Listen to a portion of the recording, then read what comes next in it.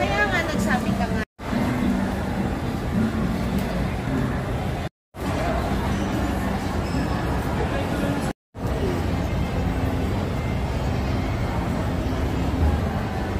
Never ako nag-crave ng egg pie. Para sa akin, parang pare-pareho lang naman ang lasa nila.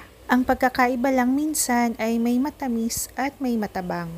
Pero nung natikman ko itong egg pie, ay natuwa ako.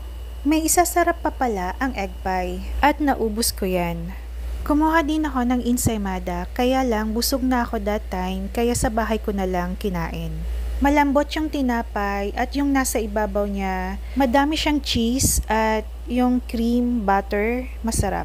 Ito pala ay sa second floor ng Glorieta 1.